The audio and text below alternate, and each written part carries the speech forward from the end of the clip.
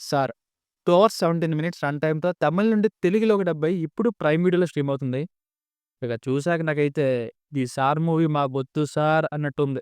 Already education యొక్క importance ఏంటో చెప్తూ పిల్లలకి విద్యని అందించాలనే పాయింట్‌తో 'సూపర్ 30' ఇంకా 'ధనుష్' గారి 'సార్' ఇలా ఎన్నో సినిమాలొచ్చాయి. అయినా కూడా మళ్ళీ ఫ్రెష్‌గా 'సార్' అనే టైటిల్‌తో ఎడ్యుకేషన్ మీద సినిమా వచ్చిందంటే ఎడ్యుకేషన్ కోసం ఉండాలి గానీ, ఫస్ట్ హాఫ్ అంతా లవ్ స్టోరీ, సెకండ్ హాఫ్ అంతా విలేజ్ డ్రామా, లాస్ట్‌కి ఎడ్యుకేషన్ దొరికేస్తుంది అన్నట్టుగా ఫినిష్ చేసేసారు.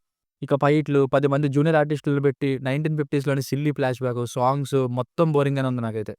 తెలిసిన స్టోరీనే మరింత ఆర్డినరీగా చెప్పడం. ఇక చూస్తాను అంటే మీ ఇష్టం. ఫ్యామిలీతో చూడొచ్చా అంటే యెస్ చూడొచ్చు. అడల్ట్ కంటెంట్ ఏం లేదు. బేసిక్ స్టోరీ లైన్ ఏంటంటే తరాలుగా అంటే హీరో వాళ్ళ తాతగారు, నాన్నగారు కూడా టీచర్స్.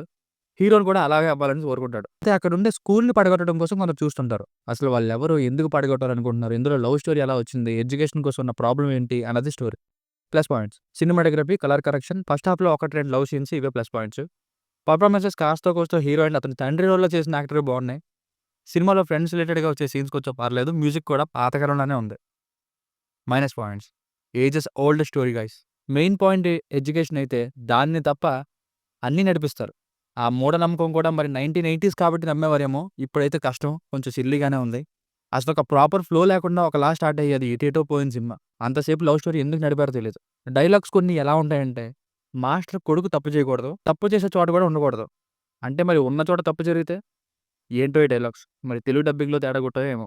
ఇక సాంగ్స్ అయితే తెలుగులో డబ్బింగ్ ఆర్టిస్టులు పాడినట్టే ఉంది. డబ్బింగ్ చెప్పిన టైంలో. సో, ఫైనల్‌గా మూవీ వర్డిక్ట్ ఏంటంటే ఎడ్యుకేషన్ అనే మెసేజ్‌తో చాలా సినిమాలొచ్చాయి. కానీ ఈ సినిమాలో మాత్రం ఎడ్యుకేషన్ తక్కువ హైలైట్ అవుతుంది. అలా అని మిగతాది బావుందంటే అది కూడా unimpressive drama. So, disappointing film నాకైతే రేటింగ్ వచ్చేసి ఇది నా ఒపీనియన్ 2.25. మీకు గనుక నా వర్క్ నచ్చినట్లయితే మరిన్ని రివ్యూస్ కోసం మన ఛానెల్‌ని సబ్స్క్రైబ్ చేసుకోండి. Thank you.